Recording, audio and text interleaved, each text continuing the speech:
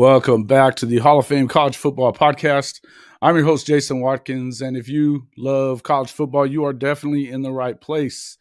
So before you forget, make sure to smash that red subscriber button, like our videos, and don't forget to ring that bell so you don't miss one moment of the Hall of Fame College Football Podcast and live stream. Big day in the college football world. We are going to welcome in my guests and co-hosts from the Lone Star podcast. You guys be nice to them. One of them's a Texas fan, one's a Baylor fan. So just, it is what it is. But let's try to be nice to them as much as we can. Welcome Christian and Logan to the show. What's up, fellas? How we doing? Oh, we're good. We're good. Hey, guys, what a day, huh? What a day. It's what's been the thing like that? Something like that. How can we mess that up? Frogs. All the frogs, yeah. It's great. Frogs. It's a great day to be a Baylor watching that game for sure. Yeah. I saw earlier, one of the things that I liked the most that I saw earlier was they said, how many times have you lost to Utah this year? And Lincoln Riley goes, 2. Yeah, I saw that. So, it's been, I've had a really, really good time since last night watching that beat down of epic proportions that happened at the hands of those Utah Utes, which, of course, I've said this a bunch. I feel like Kyle Whittingham is the most underrated coach in the country. The dude just freaking goes out and puts together football teams that can kick your ass year after year after year. And they manhandled SC.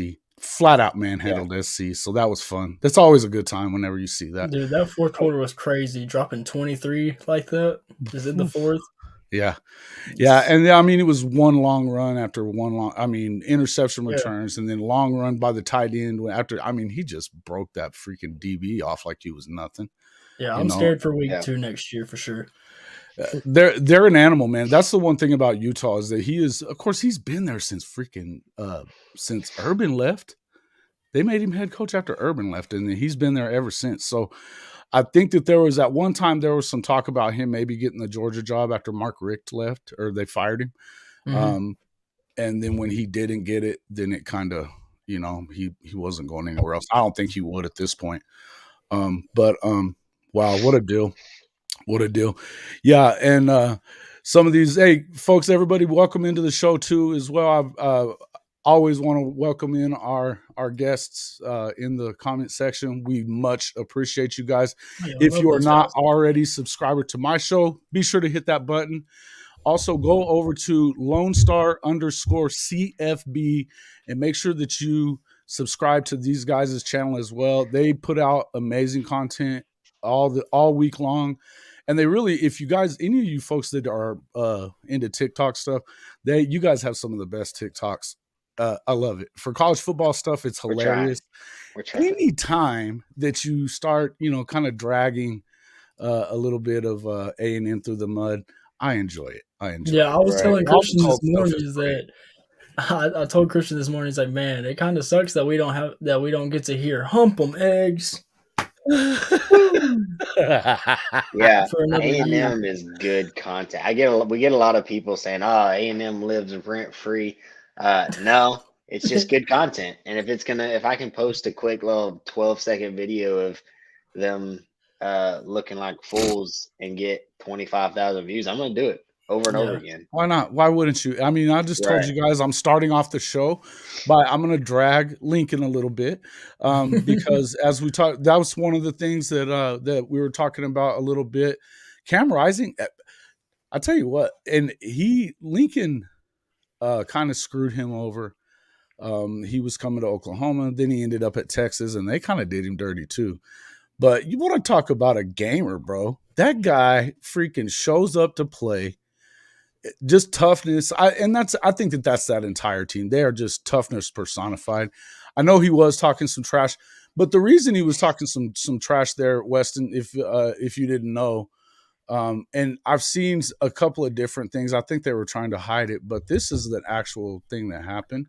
I'm not going to say what's on his hands, But if you can look here closely, it says something Utah on the other side. I won't say that word. But then, of course, there he is crying again. Every time he loses a football game, he cries. And apparently this is when he got hurt, doing the Heisman pose. Oh, wow. Well, that may have been the time that he got. And then, of course, the steamrolling, which is always, this is just good times right here, buddy. And we all just had a great week of championships. Listen, not bad. It's not bad when you're somebody like that. But here's the thing about SC. For all the trash that their fans like to talk, and they're exactly in the place that Oklahoma's been in for the last 5 years. Win 10 games, win 11 games, whatever. You might even win the conference championship, but it's because when they had, it was always Texas was always at that point irrelevant. I've been saying this for a long time. That if it hadn't been for the fact that Texas went right there, and then Oklahoma State is a perpetual underachiever, then you would have never, that facade that was built there for all that time would not have been the same, Texas's downfall definitely helped Oklahoma, but it also didn't hurt that Oklahoma was able to somehow get back-to-back transfer quarterbacks that just hit. Y'all got doubt about in it. a row. That's what he lives on. That's what he lives on. That's exactly what the guy does and will live on. He always has, man. Here's the thing. If you look at it, they haven't played defense around Oklahoma in a long time. And it's going to get better around there. But at the moment, it hasn't been. Oh, it will. It will. You're going to see some things that are coming, but don't worry. I do want to address Mr. John Russell's about Worthy just real quick. Sure. He so it was kind of believed towards the end of the regular season, the last 2 weeks or so, it was kind of perceived that he would be entering the transfer portal. We had a situation where he seemed to scrub his Instagram of Texas posts. He did not do that to any other social media platform. He then later went on to erase everything off of Instagram. He posted one picture with him in Texas Longhorn gloves doing like a heart. And the sources that I've heard seem to feel confident that he'll stay. It's kind of one of those things that you never know until, there's coaches who are reaching out to him. Lincoln Riley's one of them. Absolutely. Who's already reaching out That's to him. And the other thing is that they put a lot of smoke signals out there and try to throw you off. Right. It took until February before Caleb Williams finally committed to USC. Right. If anybody didn't think he was going to the SC, if we even want to go back to last year, like whenever Lincoln and everybody moved over to USC and Xavier Worthy was talking about, there was people trying to get him to transfer to some mysterious school. Everybody knew who it was. I mean, we had people before Jordan Addison even got into the portal. What happened? It's just I don't know. No, I was just saying. We all got switched around. Say that again, though. What was that? When Jordan Addison was still at Pitt, people were saying how much he was getting offered by some team. He wasn't even in the portal yet, so no other team should have been in contact with him. But they definitely were trying to get him on tampering for that one. They were definitely trying to get Lincoln on tampering for that one. He's denied it, but he's shady as hell. Worthy could still leave. I think what Worthy is in a situation. I think he likes Texas, but he knows his talent, and he's like, I can get open. The quarterback can't always get me the ball. I should probably go somewhere where I can get the ball. And let me tell you why I think that's ridiculous, Christian. First and foremost, everybody loved Quinn Ewers from day one, and then he gets hurt, and then he's fine, and then he has a couple of bad games, and everybody just decides to freaking go. Nobody remembers that he's a freshman, number one. That's the first time he played football in 2 years. He's going to get better. These guys do get better, or you would hope that they get better, right? I mean, and Sark has been one thing that he has done very well over his career is help develop quarterbacks. So I don't know who you think you're going to get that's better and ready to come in and play day one. If you think that Arch is going to come in and be the savior day one, I think you're freaking delusional. Anybody that's thinking that. It's just like the whole deal in Oklahoma that's going on right now. There have been some talks about Dylan Gabriel possibly leaving through the portal because of the trash that he takes from week to week. The guy was newcomer of the year in the Big 12 conference, a top 20 offense in the country, and he's getting blasted on every week, which is I've talked enough about that. We're not going to continue doing it. What I would say is it's kind of feels like the same.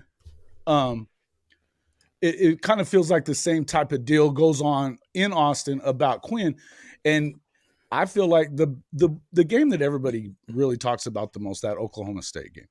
He was thrown into crosswinds, and that's a Sark problem that he should have figured that out and handed the freaking ball to Bijan Robinson instead of trying to put it all on his shoulders like that. That being said, what I was getting to about Worthy, he's not happy as the number one guy at Texas. Do you think you're going to be happy when you get to SC and they've got 3 or 4 other receivers that Caleb Williams and those guys are trying to keep happy because you're the number one option in Austin, bud. So you don't think Jordan Addison is leading this year? I do, but I also think that they still have. That's not the only guy coming in, and besides all that, they still have other receivers there that are very good now. I think Worthy would go and compete for sure, and I wouldn't say that it's that he's not happy being the number one. I think he's not happy because me and Logan watched, what was it, like a 45-second just highlight reel of last season when Casey Thompson and Hudson Card were throwing. There was like a 45-second clip of nothing but Xavier Worthy being open and them overthrowing him. And this year, I wanted to bet going into the offseason, they'll probably be the same thing. Maybe not that long. I might make one, to be honest. Of him being wide open and being over or underthrown. And so I get there's got to be so much frustration with that. Like, I'm open. If Xavier Worthy gets hit when he's open, he probably has another 700 yards this year. Well, it's insane how often they throw that ball and they can't hit it. 700 yards and 4. But I also feel like a lot of it though was the fact that it was so telegraphed. There was times, for as much of as an offensive genius as Sark is supposed to be, how many times it was so obvious what they were doing. And when they should have been running the football, again, best running back in the country, and he's not getting the amount of carries that you would expect him to get. And now the last couple of games he did, and look what happens. They go out and they win big games, you know? I would say the only game he didn't get enough touches was probably TCU. Other than that, he did not get enough touches in the second half of that freaking Oklahoma State game. Do not give me that, Christian. No way. Yeah, you're right. You're right on that one. But at the same time, he got the ball 24 times. The problem is he had the ball 24 times. He had 140 yards. It was in the first half, most of it. You know? And on top of that, don't forget that he also had like a 50-yard touchdown catch. You know, and then they just kind of forgot about him the entirety of the second part of the third quarter and the entire fourth quarter. I think maybe he got 1 or 2 touches. You got to give him the football, man. And I just feel like, especially when you have a freshman quarterback, you know, that's a chance that they go in there. They win that game, they're for sure in the conference championship game. We could be talking about Texas as the conference champions today. We really could. Yeah. Texas could beat TCU. That game, our offense was so atrocious. But their defense was really good too. And I'll tell you what, Weston, I want to go to this question. You asked about Levy putting Evers in the game and running the RPO. I would have liked to have seen Nick get in there. I think they were trying to save some eligibility, hoping maybe he wasn't going to run off into the portal. Obviously, as we found out today, he is. And I do agree with you that Dan Lanning gets it rolling. They're going to be third best in the Pac-12. They may not be better than that. They may not even be third. Because guess what? News today, and it's been going for the whole week, but Coach Prime's going to Colorado, and he's going to start, and he's probably going to take the better part of his Jackson State team that would have already beaten Colorado this year. He's going to have his son with him, those kind of guys. Shador, and then, of course, Travis Hunter. Yeah. Travis Hunter How many is straight up does he have? Schroeder. Shador has two more. He's got 2 more years. Yeah, and I think you kind of had to. I think you kind of seen this coming when they started talking about him as a possible Heisman candidate, except for the fact that he played at an FCS school. You know, you kind of had to know that the writing was on the wall. And on top of that, look, man, when you're out recruiting the big boys, they want you out of FCS right now. You know what I mean? Everybody wanted him out of FCS whenever he got Travis Hunter to flip from Florida State, which it blew my mind at the time. I was like, why are you going there? And then I started to realize, I was like, oh, that made a lot more sense than I thought it would. Like, listen, I think it's Colorado a good job for him too, because of the fact that you don't expect him to go and win the whole thing next year.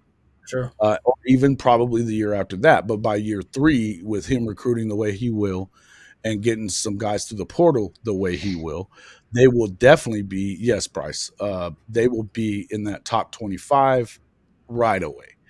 They could theoretically they could do it right away, but I don't think that they really contend for the Pac-12 championship until probably maybe year 2, but more like year 3. And that's okay. You give them that time if you're Colorado, because you've been garbage. Yeah, like what do you have to lose? You can't lose anything. Yeah, like you can't go too much farther down. Right, exactly. Again, guys, if you enjoy the content that we bring you week after week, make sure to hit that subscriber button and like the videos as well. That is very important for all content creators to get interaction with their content. So and it's free to do it. You can, however, I believe you can do some tipping now on there. So in the description, there's some options on that. You guys can also, if you have a Cash App or anything like that, I'll throw it in the description as well, and we'll split that up. But any guys, if you want to throw in, the super chat or anything like that, as we get more and more people in here, sometimes we're gonna see some of your stuff, some stuff we're not going to. But if you do the super chat deal, we definitely will read your question, no doubt. So appreciate that, guys. Yeah, definitely. And I think it's a big deal. I've been wanting to see Coach Prime go ahead and make the move. I think there's whether it's going to be great. I know he was helping the HBCU community tremendously. I mean, who was talking about Jackson State a couple of years ago? Any of these other HBCU programs? Is it going to hurt them now that he's leaving, or has he done enough at that level, do you feel like, to maybe get some of these other guys that haven't necessarily been ready to go coach yet, but maybe they go down there and give it a shot now too, just to boost that visibility down there? I feel like it depends on who he leaves down there as far as on the coaching stuff. Like if he leaves... Well, most of those guys were already career coaches, NFL guys. I mean, he has Mike Zimmer on his staff. You know, I don't know if you knew that, but yeah, he's got... True. I mean, you know, there's options. So, but you got guys like Terrell Owens, even guys. I mean, these guys were around his program all the time. You know, why not go ahead and go down there and coach? You know, you came from that program or one of those programs. T.O. did anyway. Jerry Rice. I mean, not that Jerry's going to necessarily go, but there's a lot of guys that did. Yeah. Huh? Yeah, that's what's going to matter is, you know, when you look at Deion, or Coach Sanders, as he likes to be called. Coach Prime. I don't know if y'all saw that video once where he did not appreciate. He either wants to be coach or Coach Prime. Yeah, he hung up on that guy or left the interview. That was funny. Yeah, he you know, a part of him as a coach is really impressive. I think he's a pretty good coach. Actually, I'd have to say he's a really good coach for considering as Weston says. In such a short Weston's spot on. But his recruiting, if you think about it, it plays a part in the fact that he's played the game, so they trust that he knows the game. Oh, yeah, also, people want to play for him. He has that. Well, yeah, you're Travis Hunter. Of course, you're going to go play for Coach Prime, dude. He was the best, and this kid. Yeah, even Coach Prime said he might be better than I was. I mean, dude, Travis Hunter is crazy, unbelievable. Even coming off of an injury, like his first game or first 2 games back, he went crazy on both sides of the ball, which I think is like. If he keeps doing that at Colorado, because we know he's going to transfer there. Play both sides of the ball. I know he won't, But if he does, No, I think that would be probably crazy. going to get into NFL mode there. But yeah, listen, this guy, but he'll return punts because he's fast. Oh yeah, but man, he'll blanket a receiver. You're not Florida getting State would be a better touches. team. Like they're pretty good. They'd be a much better team if they had that guy. They thought they were gonna have. Gosh. I just think that a part of it, as far as what other coaches would go to that FCS or an HBCU, I think that his celebrity status that he has helped him a lot. So seeing a Jerry Rice or T.O. do it might work. But and you do have Eddie George's down there. Eddie's doing very well actually at the HBCU level as well. So he's doing a fabulous job. I would say that, I don't think that there's a whole lot of people that have that same celebrity status. As Coach Prime. Jerry Rice and T.O. might. Jerry Rice, yeah, probably. Yeah. But aside from those dudes, who else? But that doesn't mean that you couldn't go down there and mean something very significant at that HBCU level. I think the main thing is, and having covered with everything that I've done with the Otis Taylor campaign and all that kind of stuff and being around it, he went to Prairie View A&M. So, kind of being around that community some. You've seen that they do things in a weird way and that's what Coach Prime's come in there and said, hey, what are we doing it like this for? What are we doing it like this for? We need to be paying this guy this, and we need to make the facilities better and stuff like that. And he knew what it was going to take to run a successful program. And he's been trying not only just to do it at Jackson State, he was also pushing the rest of the conference to do the same thing. They had a television deal that Jackson State wouldn't get involved in, I know.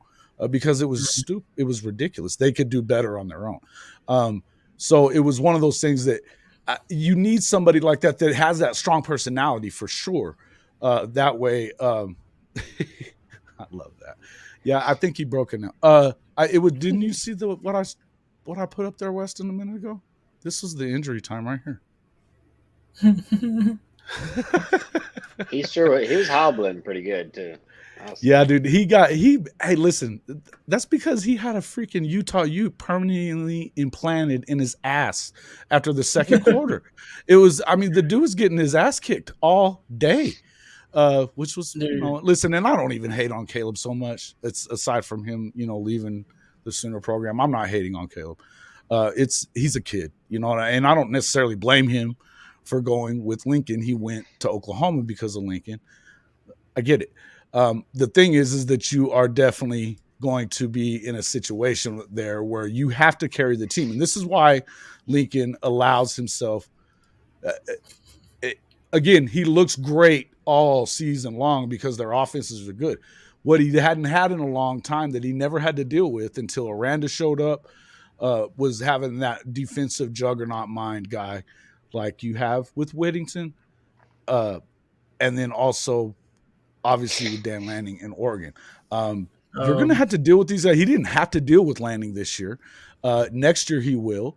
It's one of those things. Yes, I think that the limp got worse.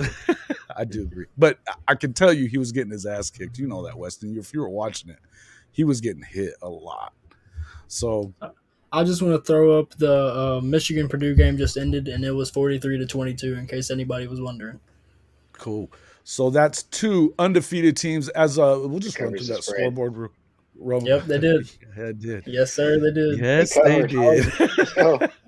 I was worried about that. Obviously, Georgia left no mistake. They didn't. They won 50-30. It was never really in doubt ever. No, they what were they up? 34-10, 35-10 at the half. So it was definitely out of reach. Obviously, he just said 43-22 Michigan over Purdue. Clemson with Cade Klubnik playing most of the game that I saw, and I didn't catch it from the start, so I don't know if they started DJ. But Klubnik was 20-24 for 279 and a touchdown as they win 39-10 over North Carolina to win the ACC championship. Tulane is the AAC conference champions after a 45-28 win over UCF. Gus Malzahn, UCF, that will be a Big 12 member next season. And then, of course, last night, the Utah Utes, 10-3, pummel the USC Trojans in the Pac-12 Championship Game, 47-24. After going down 17-3, they outscored USC after that a total of 40. Yeah, it was 40-7 after that. Or no, 44-7. Sorry, 44-7 after that. So it was nice. It was nice. Not bad. Not bad at all. Not bad at all. Again, and that's what I'm saying, though. It's one of these things where with those guys, until you get to learn to play some defense yourself, and that when you have a program like OU, and especially SC, juggernaut type of programs where you can get big guys, just like you would at Texas, why are you recruiting defensive players like you're at freaking Texas Tech or even like ECU is where Lincoln was, before he got to Oklahoma? Why are you still recruiting guys like that? That doesn't make any sense to me, but that's what they're doing. And so, but I think that the writing's on the wall here. The writing is on the wall. I feel like trying to hold the staff hostage. Yeah. I understand what you're talking about, Wesley. I get it. I'm not. All I'm saying is that's a kid. He did what was best for him as far as what happened with Caleb Williams. We don't have to love him. And I enjoyed watching him get his ass kicked a little bit last night too. I'm just going to say I did. Just like I'm sure, Logan, you enjoyed seeing your team's rival take it on the chin today. It was great. Yeah, I did not waste my lunch break to watch the end of that one. That was a great lunch break to take right then. I was like, man, this is going to be good. And then they got that close, and it just brought me back to last year. And I'm like, man, I know how K-State fans feel right now after getting that stop. Man, it was a big game, man. What a game. I mean, I watched it, and the one thing you got to say about TCU, too, is they played with fire the entire season. And K-State, give them a ton of credit, man. They came out and played hard. Their defense was you had that drive down there towards the end where they went down and they tied it up. Mm-hmm. And Duggan had freaking ran. I think he ran for 95 yards on an 80-yard drive. It was pretty wild. But because they had some penalties, obviously. But I'll tell you what, though, that game that he had, and then he's walking off the field and he could barely breathe. The dude was so tired from at that moment. That tells you his offensive line had to help him off the field, and it was like, dude, what in the world? And they balled out. But the thing is like at some point you're going to have to go and like how they did that game against, I think, what was their last game? Maybe West Virginia or something, where they went out and just blew them out. I think it was Iowa State. Yeah. It was in Ames. Yeah, and they just put it on them. So if K-State could beat Tulane. Yeah, listen, yeah. And then if they hadn't have blown the game against Texas and Christian's boys, you know what I mean? They had their chances too. But I still – blown the game. I don't know about blowing the game. Bijan Robinson. They did blow the game. What are we talking about? Bijan Robinson had 209 yards, dude. Bro, they were going to go – they were winning. They were winning. And what happened? Finally, they take the lead. Texas takes the lead here. They weren't winning. Takes the lead there. And what happens? Adrian Martinez. They weren't winning, though. They were driving to win. Texas was winning that game 31-10. 31-10 at half. Oh, yeah, you're right. No, but they were coming back is what I'm saying. Texas was doing its second half choke job. Logan, you having fun with this? Dude, this is my favorite part. I love it. No, they couldn't stop beat. They got Bijan. Okay, hey, Baylor knows what it's like to get Bijan. Kansas knows what it's like to get Bijan. Oklahoma, I know what it's like to get Bijan. That's the first time he got over 100 yards against Baylor, Christian. Congratulations. That's only a senior night. Yeah, and how many games did they lose this year, Christian? Just to make sure I remember correctly. Texas? Was it 5? That'd be two less games than y'all lost. Oh, 4. Okay. Yeah, 4. So they went from 4-8 to 8-4. Yeah, better. And we scored 49. It's better, but oh yeah, big deal. You're going to get up against a freaking JV freaking defense. What are we talking about? Yeah, not every Texas player is an All-American. Tell him, please. Tell him, Weston. Tell him. Christian thought that Kevin Banks should have been the Big 12 Freshman of the Year. Kevin Banks. I don't know Kelvin who he Banks, is. our left tackle. Sorry. our left tackle, absolutely amazing. He made the all freshman team for the whole country. So why was he not the all freshman? Why was he not the freshman Big 12 player if he made the all freshman? Who was the freshman Big 12 player of the year? Richard Reese. And Richard Reese deserves it too. He had a heck of a season. I'm not trying to. He did have a great season, and he was a freshman doing that. I didn't even realize he was a freshman. I wouldn't have even expected that. I'm mad that he didn't make the first team for the country. It's crap. That dude from Cal is not as good as Richard Reese. I tell you, I guess that would be where we go from. Well, so the next deal is, here's the deal. What I would want to know, we are talking about obviously TCU taking that loss today, Now, because of last night, had USC won last night, TCU's sitting out for sure. Oh, yeah. Not in the CFP. So obviously, I think that it didn't matter what happened with Michigan unless they got completely blown out. They were going to the playoff. I know Georgia was going to the playoff either way. I mean, they've been dominant the entire season. They're the number one team in the country. But my question is, though, with that is why would Ohio State get in over TCU? Because TCU's resume is pretty good. Well, I agree with that. I'm not saying that I don't agree with that, but they're not a brand. No, I know. I get that. But just looking at the resumes, Christian, why would Ohio State get in over TCU? Yes, the Big Ten is garbage basides Michigan and Ohio State. Please answer this so that we can kill you, Christian. Go ahead. Alabama is trash. Think about this. Sorry. No, hang on. Logan. You've got TCU, who has lost one game to who? The number 10 team in the country. And you have Ohio State, who has lost one game to who? The number 2 team in the country. But who have they beaten? Who's lost? Yeah, but aside from that, what the hell else did they do? Yes, it does matter. That is a dumpster fire of a conference. It doesn't matter. You're not going to drop. If you play a JV schedule, you should win them all. And you know what? There were a lot of games throughout the season that they didn't win the way they should have. I don't believe in Ohio State whatsoever or Ryan Day. I think they're chumps. I don't believe in TCU either. But what I'm saying is that the wins that they have are better than the wins that Ohio State has. Much better. And you know what? Just because you don't.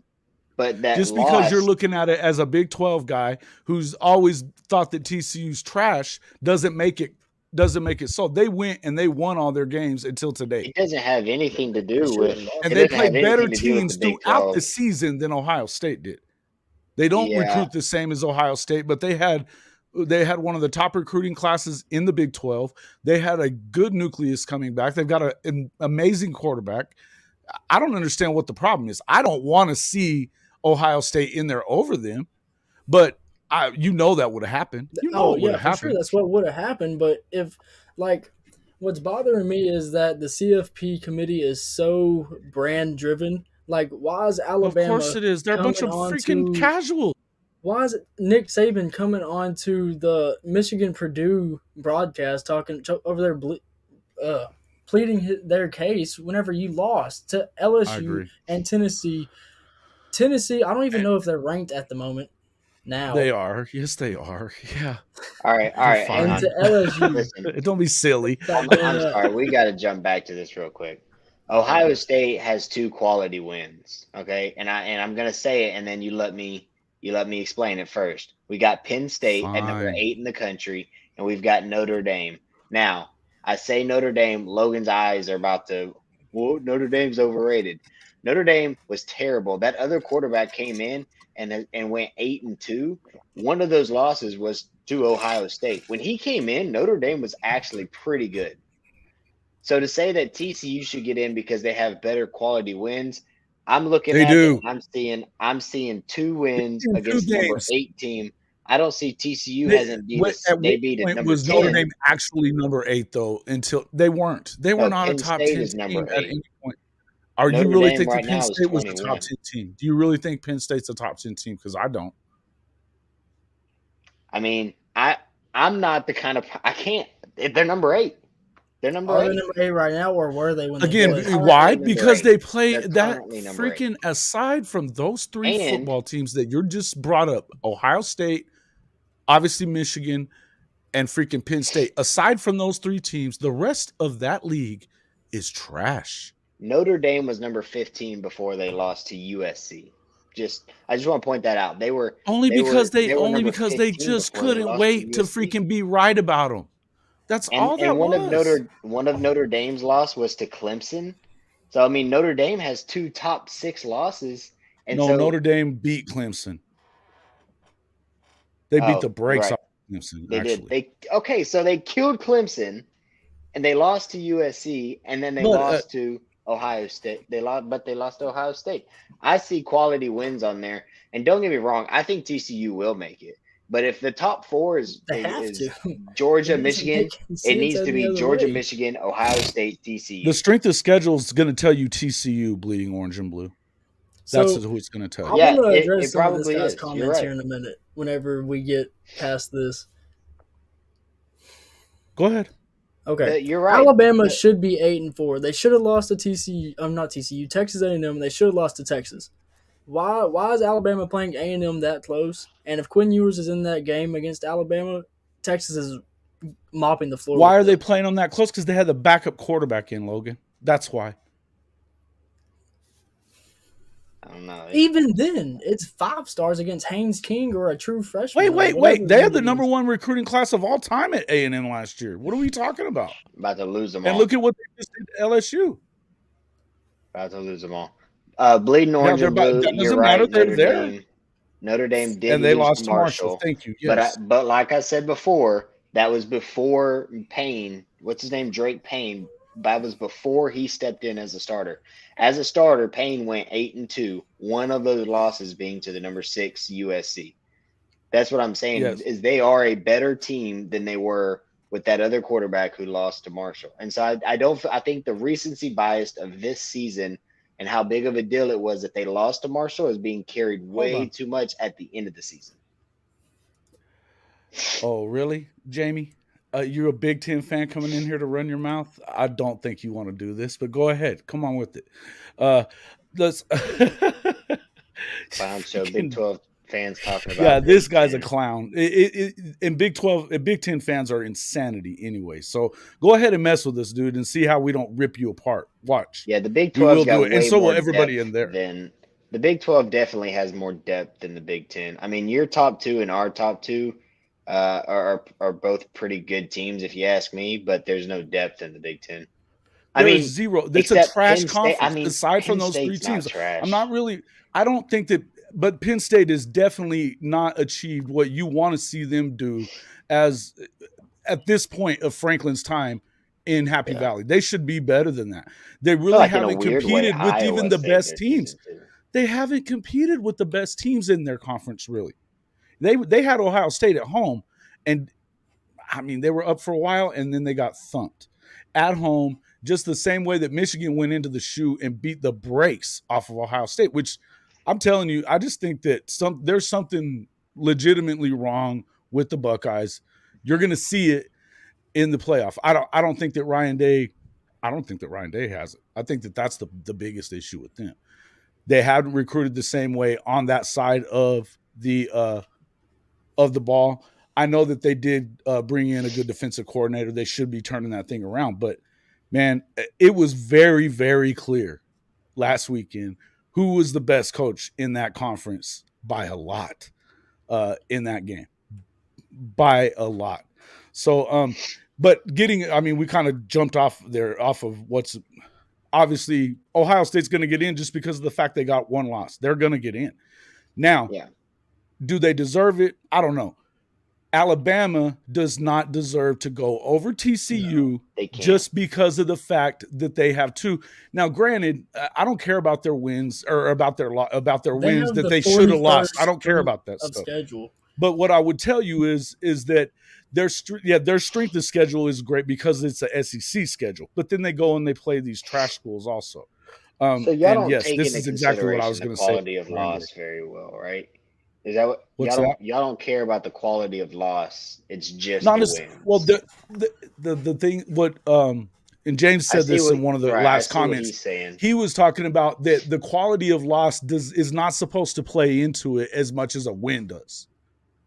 Okay. I don't know. I feel like the that's gotta NCAA play basketball bracket is the same way. Like it has the quadrant 1 wins and then like quadrant 1 losses. Right. Like well, they they've got some factor weird all that stuff tiebreakers in. on That's this how the apparently too. I NCAA don't does not that it. I know what they have to be, but I'm just and don't get me wrong, Bama. If you have 4 teams with 1 loss, Bama should not get in.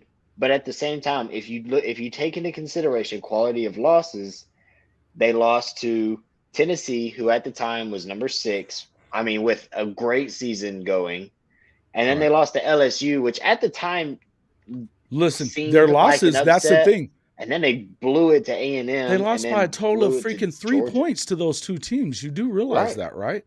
Right. I mean, we're talking about a 2-point conversion and a freaking, I think it was another 2-point conversion. Yeah, that's what both I'm saying. of them, they lost by a total of 3. Yeah, to me, quality of loss, their 2 losses aren't. It's not 2 losses for them is not the same as USC's 2 losses, or Tennessee's 2 losses. Of course not. Well, and you know, they're not the same. I may stand corrected as far as the worst conference is probably the Pac-10, Pac-12, because they didn't play anybody all season. Everybody was loving on them. You know, loving on Lincoln's boys, loving on obviously Utah. I think is the best team out there. They lost too many games. They lost to Florida. They lost to and then they went and lost that game at Oregon. You know, I don't know. If they'd have won that.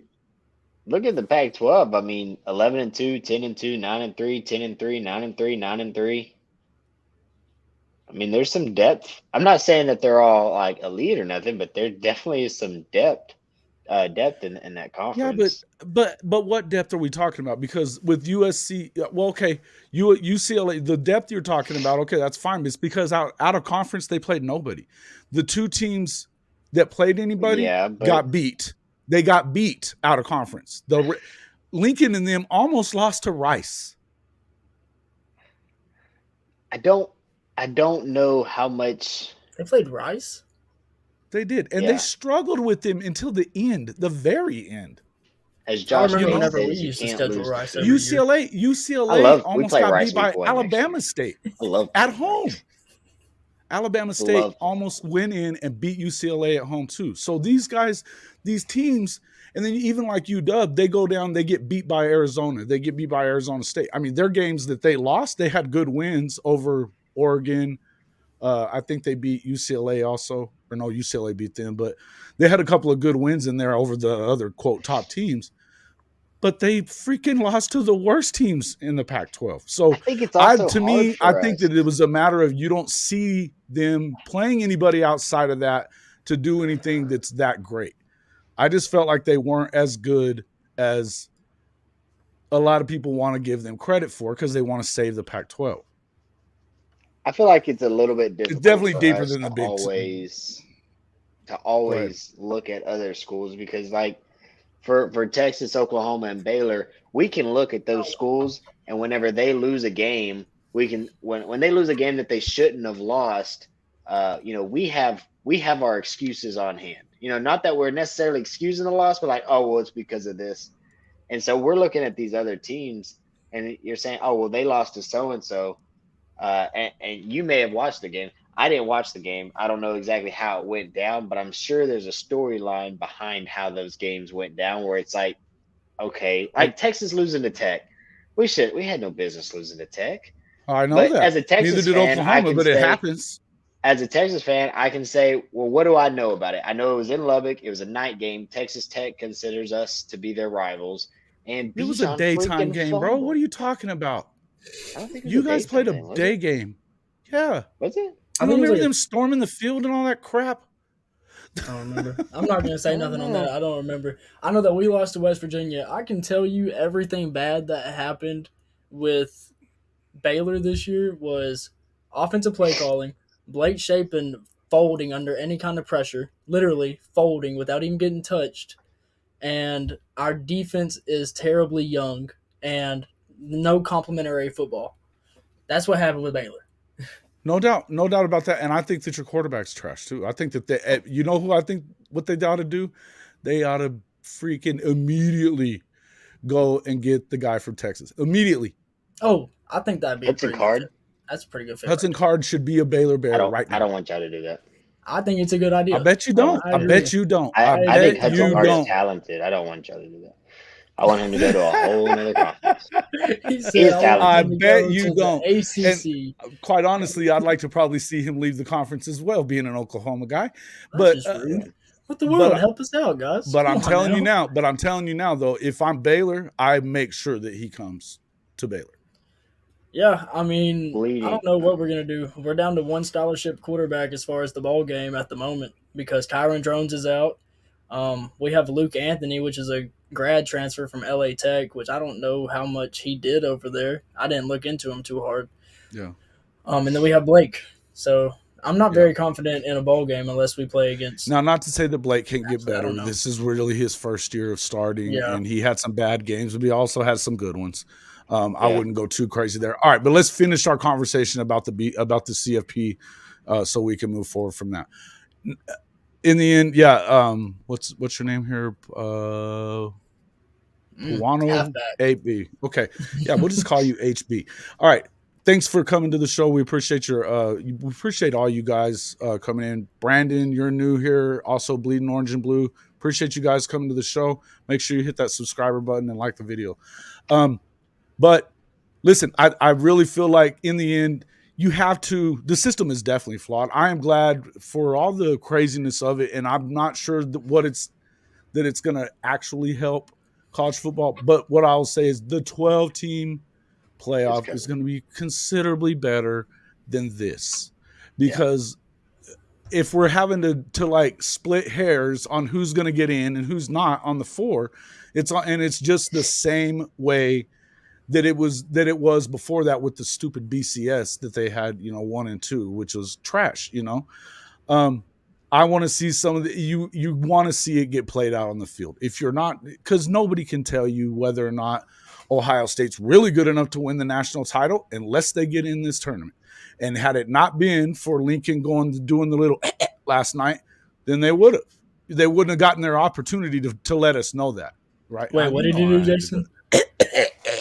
Yeah. Oh, okay. I just want to make sure. But I'm excited for if only for that. Now, I know you guys like Josh Pate. I like his show as well. He's not a fan of the expanded playoff because of he thinks that it hurts the regular season as it stands. Well, maybe.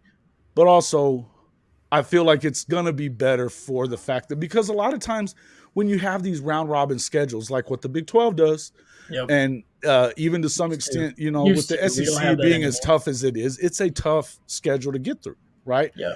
What I would say is if you have one side, the Big 10 East is decent. The Big 10 West is shit. It's terrible. You know what I mean? I mean, all the bad teams are on that side. It's weird.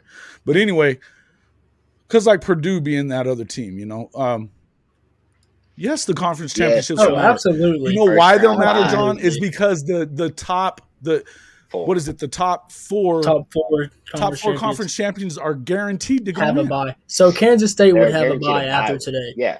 So that raises a big question that me and Logan were talking about at work. We talk about a lot of stuff at work. What if? I think the game's probably over, right? So Purdue lost to Michigan, 22-43. Yeah. So theoretically, now Purdue's not ranked. They would be ranked after this, but theoretically, 24th. If Purdue got ranked and they were one of the top 4, would they get a first round bye? They would be 9-4. They wouldn't be one of the top 4. They wouldn't be one of the top 4. You don't think so? No. I mean, I know they're 8-4. It's because you're going to have the ACC champion. Either one of those ACC champions, whether it had been Clemson or it wouldn't have mattered if it was Clemson or Carolina, they would have been ranked over them. You would have also had, obviously, Georgia. You would have also had the Big 12 champions is going to be ranked over the top of them because they're top 10. And Utah, for sure, would have been ranked over the top of them. No way they would have. After that beat down, I guess Utah definitely in this situation, it they were already top 15. But surely there would be a year where there'd be a couple leagues. It can't get worse than it is now, though, is the point. You know what I'm saying? So? No, and I get the point of it not that some of these games are not going to mean what they mean right now to the playoffs and the bowls. The bowl system is trash anyways. Nobody cares. You know what I mean? When it comes to people stop opting out. This is what it'll do. Absolutely. You have an opportunity. Now you have an opportunity to go and win a national championship, even if you've lost 2 games. You know, because sometimes, look, you can't tell me that if you stick Alabama in this playoff field that they can't find a way to win it. Oh yeah, they definitely will. Would they beat TCU? Would they beat TCU? Yes, they probably would. So. Yeah, you know, because and they could probably beat Ohio State, and maybe Michigan. I don't think they could beat Georgia. The little schools are going to get squeezed out, but that was going to happen anyway. Here's the deal. It has been moving to this 2-conference juggernaut for a long time. The television money, the fact that the NCAA has zero teeth anymore. They're about to have a coalition that's going to run this thing anyway. The NCAA can keep its basketball thing and FCS football, and that's how it's going to be. ESPN and Fox run it. It doesn't matter. It's going to be that way, and that there was no changing that. No matter what. So going to a bigger playoff does not change what we're talking about when it comes to the little schools being squeezed out or whatever. It just doesn't. You know, the bottom line is you're not getting in front of that train. It's already on the tracks and it's already coming. You know what I mean? So you might as well just let it go.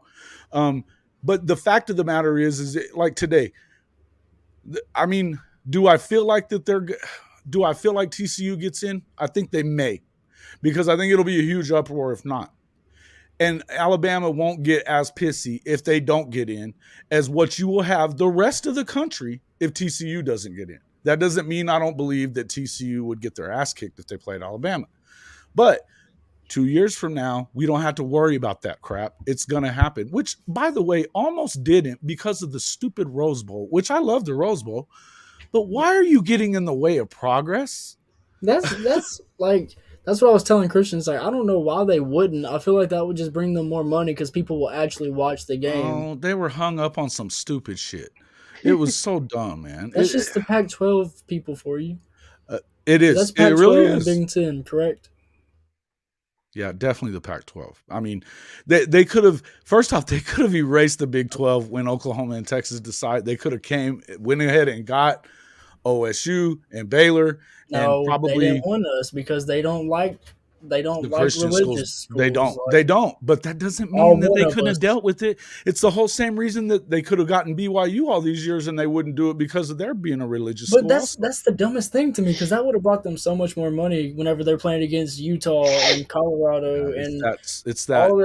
It's definitely 2 different parts of the country, California and Texas. Logan. What? That one right there. Yeah. Oh man. Anybody want to pull up the head-to-head for that Baylor-TCU year? Anybody? You have a computer in front of you, bro. Do it. I believe it was 61-58. I don't have to look it up. It was 61-58. Okay. Baylor won. Baylor beat TCU in that season. Like they were they have no business claiming a Big 12 championship. Uh-huh. Look, hey, won the head-to-head. But TCU and Baylor got jobbed then. It wasn't just Baylor. They both got jobbed. It was 61-58. You're talking about 3 points? No, I get that. What I'm saying is that they should have you know who jobbed them? The freaking Big 12 by not having a damn championship game. Yeah, I know. Stupidest shit I've ever heard. They could have ran it back. That's what I'm saying. Yeah, they could have ran it back. Run it back. Hey, you know what? I'm saying how do you not want to run that game back if you're the Big 12? What the hell's the matter with you? You know what I mean? Like, what the hell's the matter with you? And you know what? I'm glad you said that, Jason. I've got something to say. I'm gonna reference Brandon. He said the only reason I suggested BCS, honestly, is because of human judgment, meaning the committee does not judge by record. The BCS wasn't perfect either. In 2008, Texas had the head-to-head on OU, and somehow the BCS still put OU in the Natty against Tim Tebow and the Gators. Now, Texas probably would have lost to Tebow too, but we beat OU in the head-to-head that year. So what, dude? You were not the better team there. Do not even start. That was it. Shut up, Christian. Also, what else was I gonna say? Oh, I was gonna say, dang it, you said something and it was on the tip of my tongue. Who said I should have said that. Jason did. Oh, dang. Should have jumped in, bruh. Should have jumped in. Yeah, folks, well, it was talking about this lively conversation about rivalries within the Big 12. If you do, hit the like button and subscribe. These guys are on my show a lot. Make sure that you go over to Lone Star _CFB as well and hit theirs as well. They've got a lot of this content. I love going on their show as well with them and their TikTok stuff. If you guys ain't watching them, they're good stuff. It is some good stuff, man. We just like making fun of people. Well, who doesn't? I enjoy that. I enjoy making fun of you two knuckleheads. What do you mean? We do know you and lost to Tech, which we beat. That goes back to the same thing with the Baylor-TCU thing, if I'm not wrong. So he's saying because we lost to Tech on the Michael Crabtree catch, but y'all beat Tech, so he's saying it was a 3. Right, but if you've got Texas and OU, one's number 2 and one's number 3. Why would it not be the head-to-head? Y'all were not the better team that season. Stop it. But y'all lost. Well, let me just pull up that. I gotta pull up that scoreboard then. I mean, I don't know what to say other than that. Bro, you know that there's times that the worst team wins that game. He said for 4 years. Wasn't this year. What do you mean? They lost to them this year too. We beat y'all 45-35. And that, I mean, and y'all had Sam Bradford. Sam Bradford was a solid quarterback. I don't even want to hear this anymore. Okay, whatever. But I did remember my point. You know what happened? Hold on, we had Cole. Wait, was that? Yeah, we had the better team. The team that you had the next year was very good, and they should have won the national championship game over Alabama. Bro, what are you talking about? It's the same. We had Cole McCoy, Quan Cosby, Jordan Shipley, Earl Thomas. Get him, Chief. We were stacked, bro. That was good. I like that.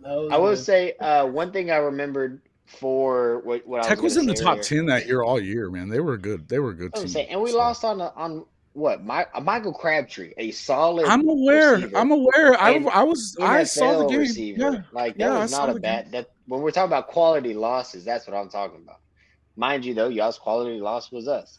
But what I was saying is, you were saying that who in their right mind wouldn't have wanted to see a TCU Baylor rematch that year that they were co-champions.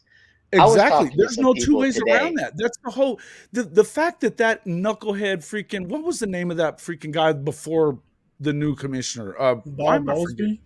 Bowlesby. Screw that dude. That's what I'm saying. He was making mistake after mistake after mistake. He ran Texas and Oklahoma off. Replacing Nebraska and Texas A&M, and then or it wasn't Nebraska, it was A&M and Missouri that they didn't replace. When they didn't do that, and then that whole debacle with that, and on top of that, the stupid freaking TV deal that had Texas and OU almost playing on noon every Saturday when they want to play primetime football is what did it. When you do that to your two money makers of the freaking conference every week and don't listen to them, they're going to leave. You know, it was the bottom line to it. You screwed that freaking league up. Bob Bowlesby is the reason that the Big 12 almost died. Period. Yeah, if we would have just had either Baylor or TCU, whichever team would have won that championship game, if we had one, would have made it to the playoffs. They probably wouldn't have won nothing. But all I'm saying is I've heard a lot of blaming from Jason. Bro, I'm going to tell you something. Man. Those two teams right there, Baylor and TCU that year, were unbelievable. And this was before the SEC was that juggernaut that it is right now when you get to the playoff. This was not the same thing. And I'm going to tell you, there wasn't a better offense in freaking football that year than Baylor was. No way. And there may not have been a better defense than what TCU had either. Of course, they gave up a crap ton to Baylor. But everybody was, I mean, Baylor was doing that to everyone. You know, they had one of the best offensive coaches in the history of college football, period. Yeah, it was crazy. That whole era is whenever I went to my first college football game, and it was at Floyd Casey. Yeah, it was at Floyd Casey against West Virginia, and I think we murdered them like 70-30 something. It was great. I loved it. And they were pretty good too at that time, weren't they? Yeah, they were good then too. Yeah, man. I'm telling you, man. I remember going and watching. It was the year that RG3 won the Heisman, and they beat the hell out of OU. I mean, Josh Gordon on that team too. I mean, they were just nasty. You know, it was just one of the. And again, what are we even talking about? In the end, the bottom line is this: there's no way in hell that you should have kept either of those teams out of the playoff by not letting them go and play each other. And then on top of that, you know, you'd like to see what if they'd had another freaking great game and say TCU wins by 2 or 3. Now you're 1-1 against them. That sucks. Do it again. Run it back. Well, I mean, that's what I'm saying. At least now you would, if you had two top 5, top 10 teams, they're probably going to both make it into the playoff now. See, I mean, that only works for the SEC with Alabama and Georgia like it did last year. That's the only time that works. Because it's Alabama and Georgia and the SEC. That's it. And that's how it's working with Michigan and Ohio State, even though they didn't play in the regular season. But they do so play that's in the my regular point. season. That's my point. Is if we get Ohio State in the playoffs, I want them at number 3. I want Michigan and Ohio State to run it back. I want to see them. That's what I'm saying. Like, everybody would have wanted TCU and Baylor to run it back. I want to see them run it back. That's what I'm saying. This time, neutral sided. I mean, Michigan beat y'all at home. Hey, when he took that knee, he went. Bro, that dude was a baller, bro. That dude was a baller. Love that. And Josh Gordon, bro. Josh Gordon. People forget how amazingly good that guy was. He was because of all the shit that he's been into since he got into the NFL. Yeah, he couldn't stay off the weed. But that guy, how many chances does he get? He continues to get chances. You know why? Because he's that damn good. Exactly. So, at the college level, I don't care. I'm gonna go smoke. He was unfreaking. Yeah, that's true. No, Ricky was great too, man. Let him smoke. Who cares? So my thing is, I think Baylor just needs to go over there and get Kendall Briles again. Kendall, I don't see that happening. I don't think he would. We're not going to Jeff do Levy that going there either. I just don't see that happening. No, we're definitely not doing that because everybody on our board is like, oh, the power of Christ compels you. That's exactly. Yeah, we're definitely missing the point on that. I think you got to be right about that, James. Hey, you know what, James? I'd like to see them run that back again because I like watching USC lose. I have nothing for Lincoln Riley. Get put on his butt. Screw Lincoln Riley. We can agree on that, Jason, right? We can agree on that? Yes. We like to watch them lose. I third it. Yeah, screw Lincoln Riley. There we go. Jimbo smokes. Jimbo smokes. I wouldn't he can afford to handle his situation. I know what you're talking about. No, Jimbo can't smoke if he's suspending players for smoking in the locker room. I'm filing an EEO. Why can he do it, but I can't? That's what I'm doing. Yeah, well, that's probably what happened. Yeah, but they were doing it in the locker room at South Carolina. Is the problem? I don't know. Way It tells you what kind of culture they got going over there and why that. I've heard this a ton, and I don't know how much truth there is to it, but I hear that if this entire Jimbo Fisher recruiting class does fall apart like it looks like it is, whether it be the 2023 class or the entirety of the 22 class, which it looks like it is. 22 is already. I think they've already lost. They're going to have to get. They'll probably give him another year, but then they're going to have to get him out of there. They're going to have to. I'm telling you that with Deion Sanders coming in and already having Dan Lanning there, I think that Lincoln gets the hell out of USC and takes the A&M job. And I've been hearing it a lot that it's a possibility anyway. You think Lincoln would dip to go? Absolutely, to the SEC? I do. I think he's scared of dealing with what he would. You can go and if nothing else, you go get real paid, which he's got $100 million contract, so he doesn't have to leave. But what I'm saying is I could see him doing it. I could see them backing up the truck and giving him enough money to go. USC, and they would be the dumb ones USC enough to would? do it. A&M would, yeah. Oh, A&M. Yeah, it's like 86 mil right See, now. and whenever all that stuff goes down, okay, listen. So if Jimbo leaves after next year, the new athletic director at West Virginia is giving Neil Brown 1 year to evaluate him. Did they really do that? Yes. Oh, the yes. West Virginia fans have got to be losing their shit. Oh, yeah. Or Golden Blue dude is probably crying every day right now. Probably. and I'm just saying, like, Jimbo's from West Virginia, which I didn't know until Christian told me. Yeah, there's been a lot of talk about that they want him to go and stay. He wants to go finish his career there, apparently. I don't know His how much career more might he be has. finished at A&M. That's what I'm saying. It's bad. Like, people. And I talked to some A&M guys at work, and they are as casual as they come. I have no clue. At this point, that's all you can be as an A&M fan. I told Logan, A&M I was fans like, are yeah, the biggest Anthony casuals Hill in the world. The like, biggest casuals in the world. I told him, I said, Anthony Hill decommit. I told Logan this, and he's like, oh, and I won't say his name, but he's like, oh, who is that? Who is that? And you're an Aggie, and you don't know who Anthony Hill. I was like, he's a commit. He's like, oh, did he just commit after that big win against LSU? He's like, no, he decommitted like a week and a half ago. And he's not. Y'all ain't getting him. I love messing with him. I'll talk to him, and he's like, oh, are they pretty good? Huh? They're pretty good. No, Roy. They're not good. They're not good. Thank you guys for the subscriptions. We appreciate that. I definitely appreciate that. Go over to Lone Star _CFB. Do the same thing. Thank you. Yeah, hell no. What are we talking about? To face Texas. I don't know what they're talking Texas about. At the Alamo I'm trying to Bowl. keep up too. I was trying to look at that. Where is Lincoln and Caleb? Oh, yeah. No, these asking where Lincoln and Caleb might be going next. So I've heard that we might be playing USC in the Alamo Bowl, but I heard more recently. I feel like it's probably going to be more like Oregon or. I heard. I'm trying to remember what I read. That'd be a pretty good game. I was reading that somebody was saying that it could be USC, but I thought I'd seen a different team more recently. That I feel like more, USC probably gets the Cotton Bowl. What is going on with my lighting right now? Like, I'm so whitewashed. Like, I look just that guy, bro. I'm not that white. I promise I'm not. Hey, as of 2 hours ago, Tennessee's offensive coordinator Alex Golish has accepted an offer to become the head coach at USF. South Florida. Yeah, they fired that dude already. What was his name? That guy had a hell of a fall from grace. Goes from Oregon to Florida State. They fired him inside a year there, and then he goes to USF and already out 2 years later. I mean, wow. Fall from grace, bro.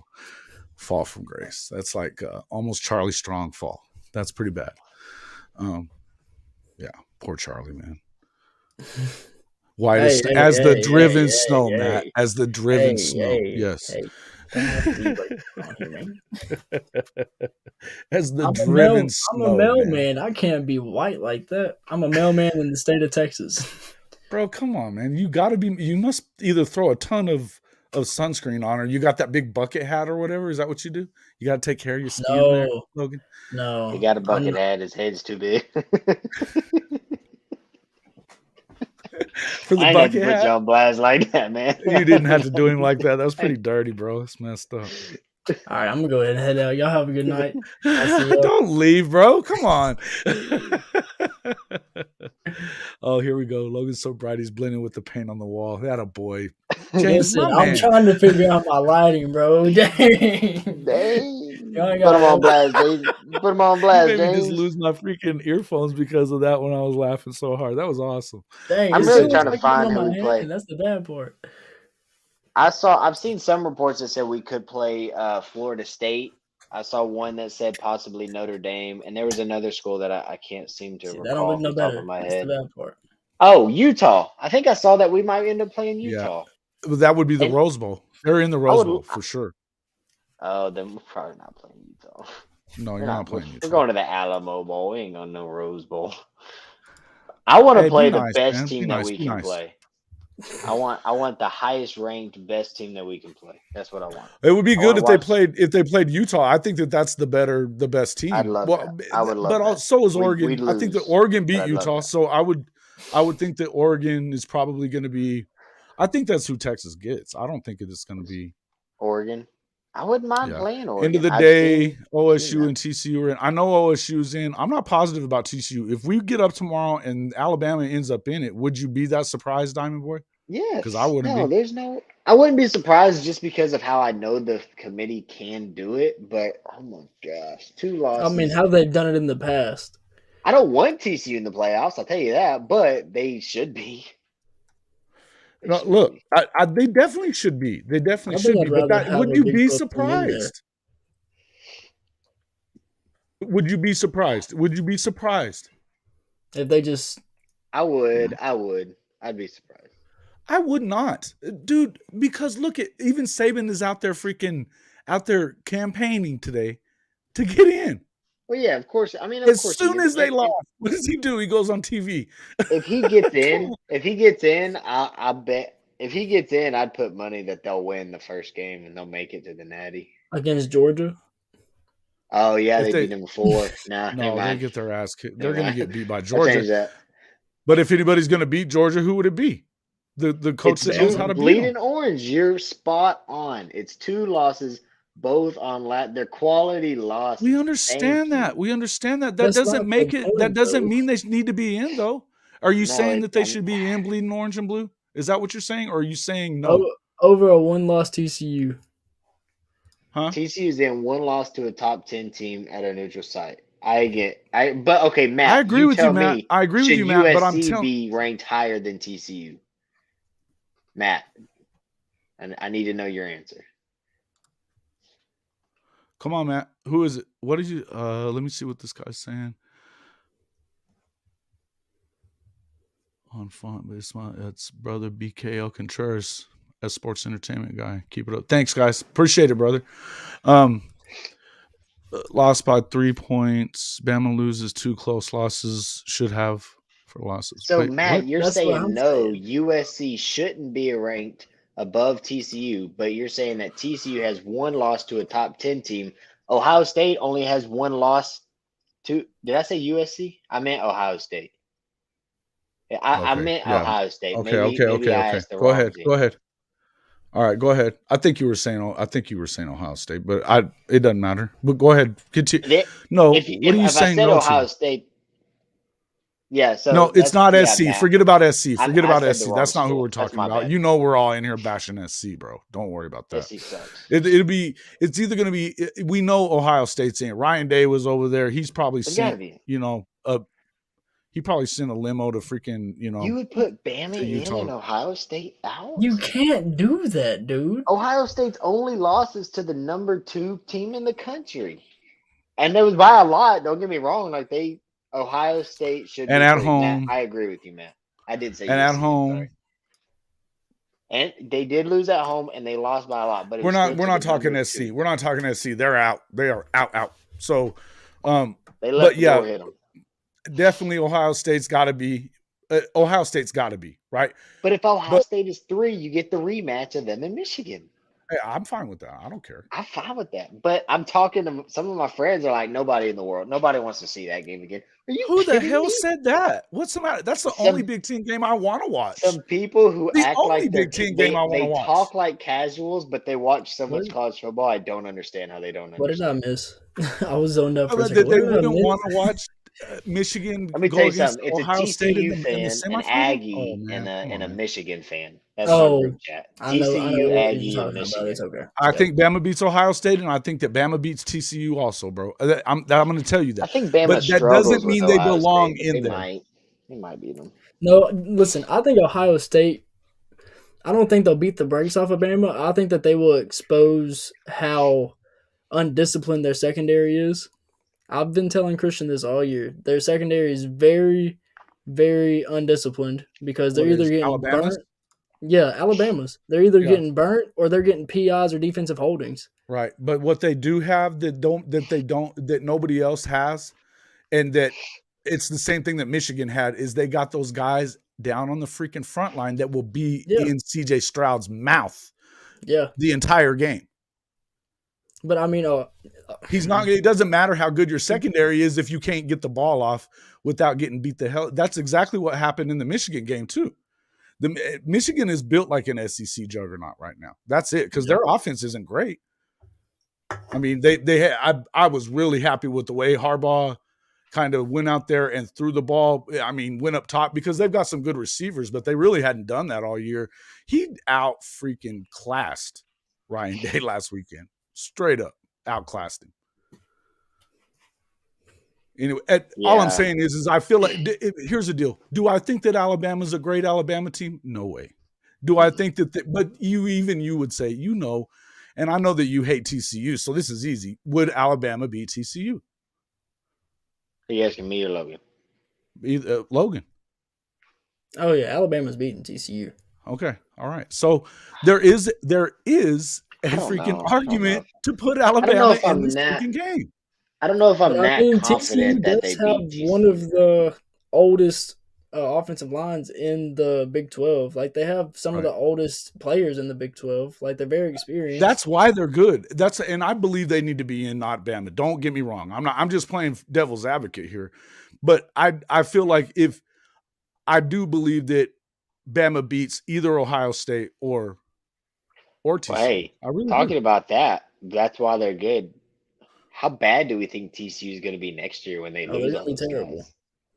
I mean, they're not going to be bottom four of the conference, because they're still going to have Sonny Dykes, which is a pretty good coach. Bro, what are you talking about? They lost 2 by freaking 3 points.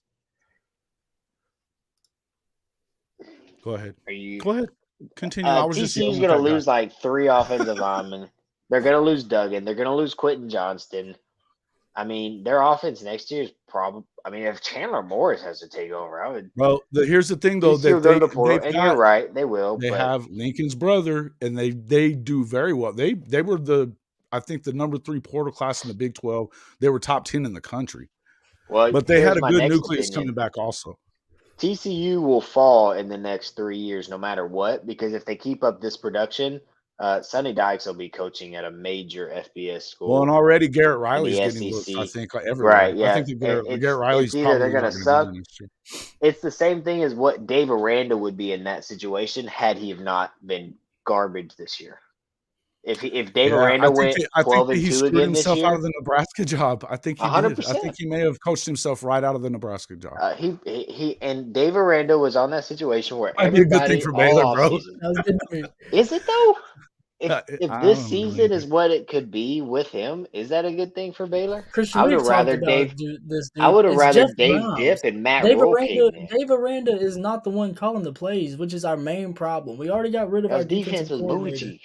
We got rid of him. Yeah, but also they were real young. They were real young, bro. Exactly. They were real young when it came They're to real that. young. And Ron Roberts has been getting worse and worse as the season progressed. Like, Dave Aranda, he's worried about the whole team. He's not just like, all right, defense. It is very sustainable through the portal and through going to JUCOs and stuff like that is an absolutely sustainable way to win if you're a program like TCU or SC for that matter. But really these teams that aren't going to go and get the 5-star kids every year out of the high schools, they can absolutely go and pick up the best players that they can find out of the portal and from junior colleges. It is sustainable. We watched Oklahoma do it sustainable. We watched Oklahoma do it 3 years in a row, and you will see Oklahoma doing it this year and next year also, just like they were this year. I don't know why people act like that's such a problem, because I think it's the right thing. With the portal the way it is, if you're not trying to use it the way Lincoln Riley does, then you're a moron. I think there's a little bit of luck involved. I mean, the portal is not a guarantee. Sure. There's definitely some luck, but it's better. I would say it's less risky than recruiting. I think what it really amounts to is what is your culture about? How important is your culture to you when you start looking at these guys? If you're Jimbo Fisher, you don't give a shit. Just go get him. He's a 5-star, right? Doesn't matter what they are, who they are, any of that, right? So I got a real quick question. What are all the Alabama and SEC fans going to do if Kansas State beats them in the Sugar Bowl, like beats the brakes off of them? They didn't care. They didn't care. If K-State beats the brakes off of Alabama. if somebody ever tried to tell me that a Nick Saban coach team didn't want to be there, I would probably never talk to them about college football again. I agree with you too. If you ever told me that Nick Saban had a team, that's what their fans would tell you. Yeah, well, they're stupid. You don't think that you don't think Alabama has some casuals? You don't think Alabama has a shit ton of casual fans? They've got fans that have been casuals for about 15 years, and in about 3 or 4 years, they're probably going to stop. Yeah, Nick Saban ain't coaching forever. Yeah, look, but the portal. Yeah, but James, the portal actually, again, there's definitely a lot of luck, right? But when you've got I was talking about this the other day with Peyton on the show. When you have schools like, okay, well, you just had the receiver from Alabama. They've gotten like 5 or 6 5-star receivers in the last 2 recruiting cycles leading up to this year. So they lose the guy to the portal the other day. It's why is that? And he's not even a bad kid or nothing. It's just he wasn't getting his opportunity yet. It's a business. So you want to go get those guys. You know what I mean? I mean, but I think what I was getting at is that if you're a guy like Jimbo, it can screw you.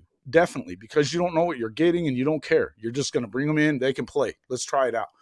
But if you're a guy like Venables is really concerned about who you're getting. Why are you in the portal? Why are you doing this? Why are you doing that? Somebody like Saban would definitely be that way, right? They're not just going to go to the portal and grab people up like that either. Georgia did get hammered by the Horns a few years ago. Bleeding orange and blue. You're right about that. They did. But what did they all say? Oh, Georgia didn't want to be there. Okay, yeah, why are the SEC teams so bad in big bowl games? Like Ole Miss, like they lost last year to Baylor. Yeah. Yeah. Hey, that was freaking when the Sooners smacked freaking Bama in the Sugar Bowl. that was pre Baker Mayfield even with freaking Knight. And Trevor wasn't the best quarterback to come through Oklahoma, folks. We all know this. Ole Miss didn't okay, let's just put it out last year because I'm looking at his next comment that he just put out about these kids don't care. Is that last year nobody from either team opted out of the Baylor and Ole Miss game? What happened there? Right. Like, I think they wanted to be there. Obviously, I think it's a New Year's Six game. There's a difference in Ole Miss and Alabama. There's a difference in Ole Miss. Oh, there is. But the difference is, I distinctly remember, because we actually we beat Georgia. I think that was like 2018, and then the next year we beat Utah. The next year we beat Utah, and I don't remember which one of those teams it was, but Georgia was number 5 in the country. They were the first team left out of the playoffs. And then when we beat Utah, they were number 11, but they were number 5 the week before and lost the Pac-12 championship. And I remember distinctly before those games, players on those teams were tweeting out about Texas, about we're playing Texas, we're going to be ready. And then we kill them. And then all of a sudden, now we don't. Yeah, I know. It's the same with Florida. 2 years ago with Florida, it was the same thing. Right. And the warm-ups, y'all are pumped up. Y'all are jumping on the sides. I know, dude. And just because we didn't want to be there. Okay. Yeah, dude. That's what the SEC definitely does a lot of that stupid shit. I don't want to hear all that crap all the time either. But no matter what, because of school name, what do we mean? What does this mean? I think he's talking about I guess he's saying because I was. Yeah, I think it's got to be TCU, but I feel like I would not be surprised. Again, do I think that I want to see Alabama in the playoff? No, I don't. I want to see TCU get their shot. I don't know that they're going to, though, is what I'm getting at. I feel like I really, really feel like that. Don't you start that crap, bleeding orange and blue, that because of no pits. Get out of here with that crap. Get out of here with that. You got some brakes beat off, y'all. Here we go. But I feel like if you don't, I feel like Alabama could get in, and this committee, they don't have a whole lot of rhyme or reason to their. I mean, from week to week, it's weird. They change up their mind about certain things. You just don't know what they really want, right? Yeah. I don't know. I just don't know what they really want. All this bowl talk is about to be fixed with this expansion. These bowls are going to start mattering. People aren't going to be the number 12 team in the country is not going to have 6 people opt out when if we win, next week will be number 6. Or number 7. No, the committee preaches the top ranked 4 teams. Yeah, well, okay. I mean, the rankings are based off of what? Off of what though? Yeah. Off of you guys. It's off of them. It's who they think they like. And you know that they have strong biases towards the SEC. And then obviously they have strong biases towards the Big Ten too, which I don't understand why. So because aside from those two teams, they're not good. I just got a notification from ESPN talking about like the ESPN staff has like made their picks of who they think is going to make it. And literally everybody said Georgia 1, Michigan 2, TCU 3, Ohio State 4. This is what all ESPN thinks. I wish they would flip 3 and 4 so that TCU just so we can get that and matchup. Just doesn't drop. That's so wild to me. TCU loses but they lost to a top 10 team in overtime, and really, I feel like Duggan got in. Also, that's the other thing. He could have. Just because they couldn't change the call, they didn't have a good enough angle to change it. Doesn't mean he didn't get in. Yeah, but you get to lose. It's one of those games that I can understand why they don't drop, and you don't drop. I feel like why? Talk about a game that doesn't matter. Why are you supposed to drop there? They were losing by 18 to this team in the regular season and won. Yeah. But they were losing by a lot this game and came back and almost won too. But you lost. I don't know as if I could ever think of a time in which a team lost last week of the regular, or not, I guess this doesn't really count as a regular season, and didn't drop at least one spot. I think, in my opinion, I think the only reason they didn't swap them is because they don't want Michigan, Ohio State. I think that's why would you not want Michigan, Ohio State? If you're that committee, that's the only thing you should be going for is more money. And what better money would you get than that? Then if that makes sense, then there's no make sense. Then it doesn't make any sense for them to not switch. Why would you not want another? I want to know, Jimmy, why would anybody want to not see another Michigan, Ohio State game? I don't understand that. That's like maybe they just don't want it to be another blowout. Aside from OU, Texas, I mean, you've got OU, Texas, you've got that one, you've got Iron Bowl. Those are, and then you've got the cocktail party. Those are like the major freaking rivalry games in the country. Why in the hell would you not want to have that in the freaking playoff? Thank you. You lost. You drop them one, and I'm fine with it. Hell, just do it. Yeah, I would just do it, not because I think they needed to drop, because I want to see that stupid game. I don't care about the rest of it. I want to see that game. Silly talk, bro. I don't know why you wouldn't want to have that game in the playoff. Unbelievable. Stupid people don't get it out of their own damn way. They ought to just let us run the whole thing, folks. I'm telling you. That's what I'm saying. I think we'd be doing great. Baylor would have been in the playoffs. The committee sucks. Back in 2012. So my question, so how much does Kansas State jump? How much is is Kansas State going to only jump two spots? Probably. They've got and even though that loss to Tulane does not look that bad now. By the way, Tulane said some huge wins. They'll be number 7, I think, personally. The only bad loss. Because it'll go USC. They're not going to get in front of Tennessee, and they're not going to get in front of Alabama, which is that's what I'm saying. I think it'll be like USC or Bama, USC, Tennessee. It'll be something like that. I don't know. So Kansas State really doesn't have a bad loss. I mean, the Texas loss would be the worst loss that they have. Yeah, well, Tulane, because it's at home too. Yeah. I think that's a bad loss for them. Yeah, but Tulane finished. But Tulane's helmets were dope. Tulane's helmets were dope. That's some badass freaking. Their uniform colors are pretty killer, man. Dude, even today they were like the light blues were dope. I like them too, man. Tulane lost to USC. No, Kansas State's not gonna make the playoffs. They're like. No, they're not. No. But what are they 10-3? Yeah. Listen, Tulane lost to Southern Miss. Oh my gosh. The week after they beat Kansas State, they went and lost to Southern Miss. Yeah, but okay. Well, think about that though. You come home off of a big win like that on the road. Yeah, I'm not. I'm just saying that just letdown games happen. They're kids that letdown games happen because they're number 18. And they're about to probably jump to like 15. But they're the first team to beat Cincinnati at home in like 40 games. And then they beat UCF also today. They beat the hell out of them. I mean, and UCF has been great. I mean, that's we're talking about 2 Big 12 teams coming in that Tulane's they had 3 Big 12 wins this year, just so you know. See, Tulane is 11-2. Man, if Tulane was 12-1 without that loss to Southern Miss, they'd be probably number 7 or number 8 in the country right now. Bro, they beat three Big 12 teams this year. Because I don't want Big 12 Tulane teams in for a bowl next year. game. All right. Although Cincinnati now, Luke Fickell. Hey, we were talking about some of these coaches moving around. Luke Fickell to Wisconsin may be a huge deal. That may be a huge deal. Because I think that Wisconsin was definitely on their way down. But that was a huge hire for them, big hire. I can't believe that he didn't get like the Nebraska job before they gave it to Matt Rule. Yeah, Matt Rule.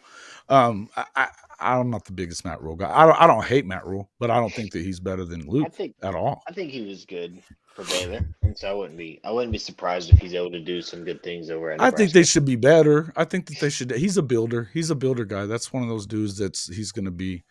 Yeah, this would have been a good year for the 12-team playoff. I agree with that, Jimmy. I think that's why we need to get to it now at this point. No more of this talk about, like Josh Pate's always talking about, it's going to make the regular season irrelevant. I disagree with that too. I think that you're going to get more good matchups because of it. But I would like to see that you might as well just say what it is. You want ratings. So make Michigan and freaking Ohio State play in the first half of this thing. Make sure that happens. It'd be great. I'd love to see that.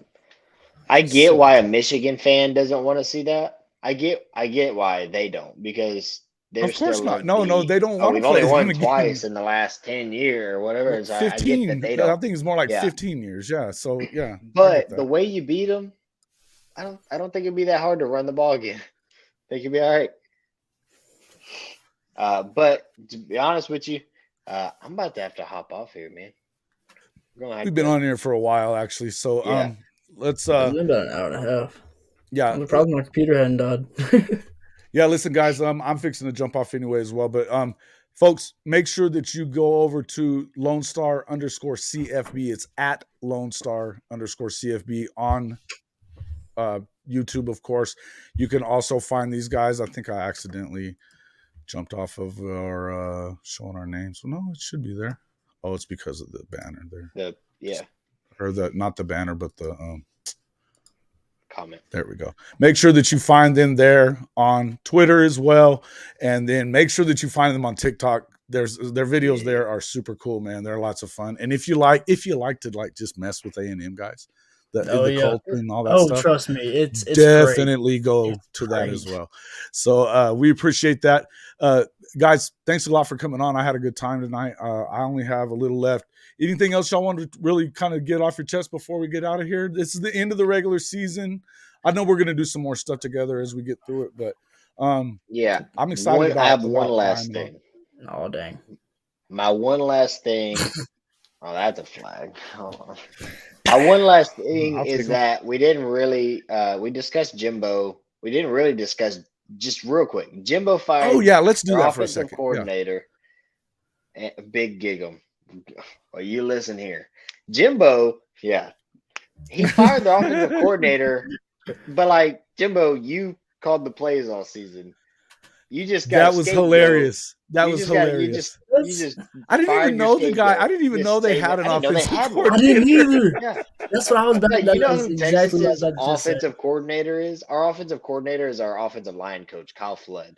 And we just did that so that we could pay him more to come be our O-line coach and offensive coordinator. Coach Stark calls the plays.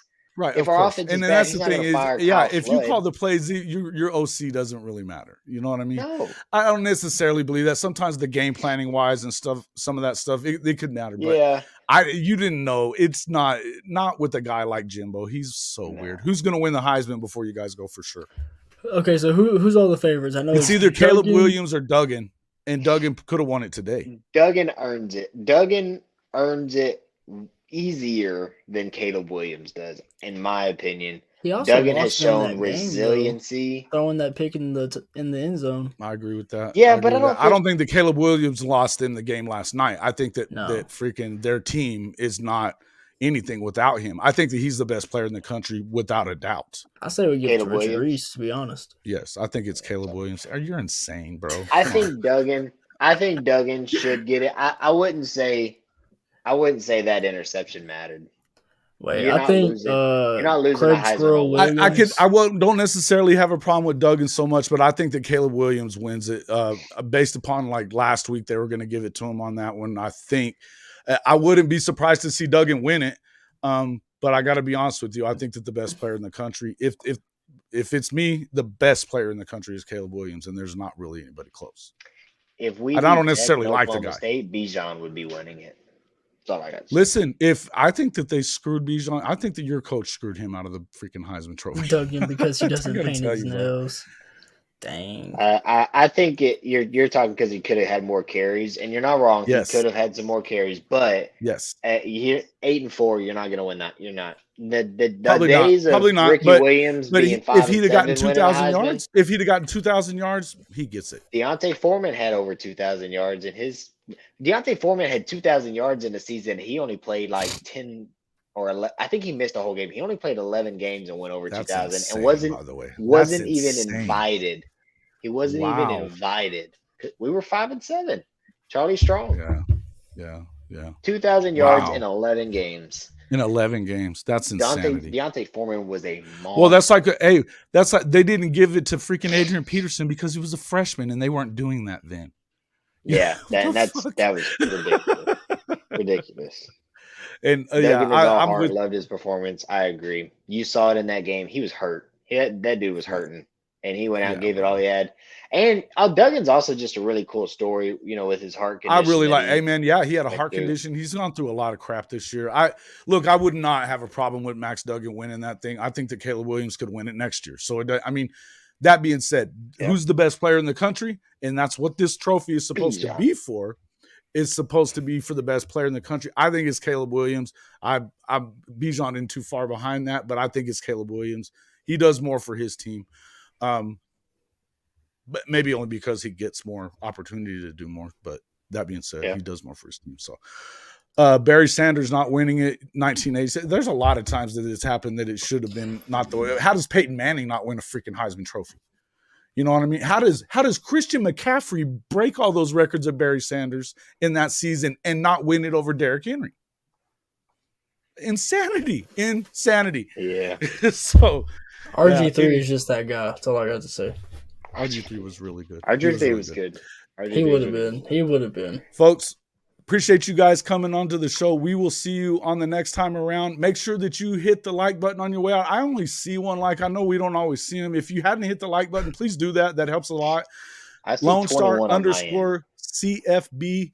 That'll be helpful as well. Go and subscribe to those guys. They've been doing a lot of work, and YouTube's kind of a different deal than some of these other platforms. Help them get that subscriber number up there, and I'm really trying to get to 1,000.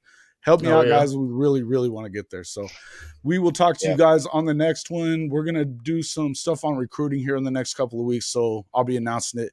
Thanks a lot for coming in, guys. Appreciate it. Yes, sir.